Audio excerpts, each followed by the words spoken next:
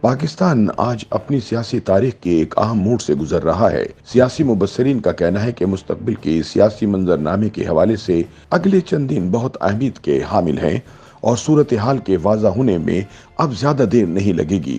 پاکستان میں انتخابی شیڈول کے اعلان، عمران خان کے کیسز، پی ٹی آئی کے پارٹی الیکشن اور انتخابی نشان کے فیصلے، گرفتار لیڈروں کی ضمانتوں پر رہائی اور ڈسٹرکٹ ریٹرننگ آفیسر کی تعیناتیوں سمیت کئی اہم فیصلے آنے والے دنوں میں متوقع ہیں۔ ڈی ڈبلیو کی ایک رپورٹ کے مطابق پاکستان میں چند ہفتوں بعد الیکشن ہونے جا رہے ہیں، لیکن ملک بھر میں حلقہ جاتی سطح پر کہیں بھی الیکشن کی فضا نہیں بن پائی ہے۔ الیکشن کے التوا کے لیے متعدد درخواستیں انصاف کے ایوانوں میں دائر کر دی گئی ہیں۔ دوسری جانب کراچی میں آرمی چیف سے ملنے والے ملک کے نامور تاجروں نے بھی مبینہ طور پر نگران سیٹ اپ جاری رکھنے کی بات کی ہے۔ علماء اکرام کے ایک گروپ کی طرف سے بھی ایسی ہی آوازیں سنائی دی جا رہی ہیں۔ سابق صدر آصف علی زرداری اور مولانا فضل الرحمان سمیت ملک کے متعدد نامور سیاستدان بڑھتی ہوئی دہشت گردی اور شدید موسمی حالات کی وجہ سے الیکشن میں کچھ التوا کو قابل اعتراض نہیں سمجھ رہے۔ دوسری جانب تجزیہ کار سلمان عابد کے بقول انتخابی میدان میں دو ہی بڑے پہلوان تھے، ان میں سے ایک عمران خان تھے جن کو رنگ سے باہر کر دیا گیا۔ اب اکیلے نواز شریف ہی میدان میں ہیں۔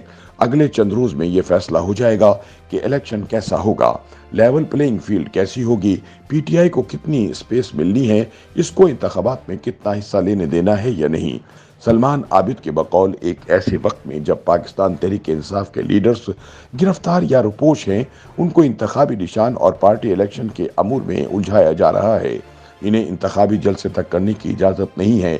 اس صورتحال میں لگتا یہی ہے کہ پاکستان میں کسی بڑی انتخابی مہم کے بغیر خاموشی کے ساتھ الیکشن کرائے جائیں گے تاکہ زیادہ ووٹرز باہر ہی نہ نکلیں اور پی ٹی آئی کو نقصان پہنچا کر مرضی کے نتائج حاصل کیے جا سکیں۔ ایک سوال کے جواب میں سلمان عابد نے بتایا کہ انتخابات کے حوالے سے غیر یقینی صورتحال کی ایک وجہ یہ بھی ہے کہ ابھی تک انتخابی بندوبست فائنل نہیں ہو پا رہا۔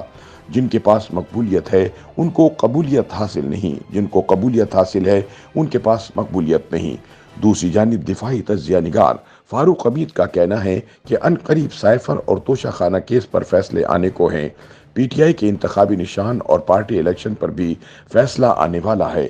قانون کے مطابق الیکشن سے 54 دن پہلے الیکشن شیڈول جاری ہو جانا چاہیے۔ اگر اگلے چند دنوں میں الیکشن شیڈول جاری نہ ہو سکا تو پھر الیکشن کے حوالے سے بے یقینی میں بہت اضافہ ہو جائے گا۔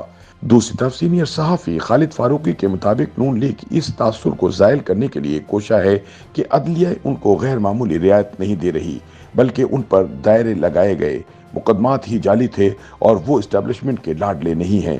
خالد فاروقی کے بقول لیڈروں پر لگے این آر او جیسے داغ آسانی سے نہیں دھلتے۔ ان حالات میں پاکستانی فوج کے سربراہ جنرل عاصم منیر امریکہ کے پہلے اور غیر معمولی دورے پر ہیں۔ ان کے اس دورے کو ملک کے آئندہ کے سیاسی منظرنامے کے حوالے سے بھی اہم قرار دیا جا رہا ہے۔ دفاعی تجزیہ نگار فاروق حمید نے بتایا کہ دونوں ممالک کی حکومتوں کے ساتھ ساتھ جی ایچ کیو اور پینٹاگون میں بھی دیرینہ تعلقات ہیں۔ ان کے خیال میں پاکستان کے آرمی چیف کے امریکہ کے اس دورے میں افغان مہاجرین کی وطن واپسی، فوجی اور اقتصادی باہمی تعاون اور دہشت گردی کی صورتحال کے علاوہ ملک کے سیاسی معاملات پر بھی بات چیت ہوگی۔ عالمی امدادی ادارے اور مغربی ممالک ہمیشہ سے پاکستان میں جمہوری عمل کے حامی رہے ہیں اور پاکستان کو اس بات کا ادراک ہے کہ انتخابات میں التوا سے اقتصادی بحران میں اضافہ ہو سکتا ہے اور ڈونر سے امداد ملنے میں مشکلات حائل ہو سکتی ہیں۔